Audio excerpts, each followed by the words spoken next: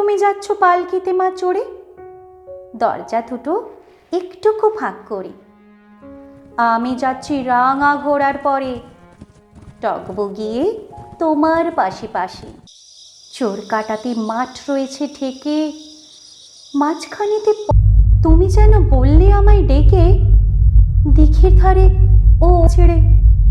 তুমি ভয়ে পালকিতে এক কোণে, ঠাকুর দেবতা স্বর। আমি যেন তোমায় বলি ডেকে, আমি আছি জবার ফুল।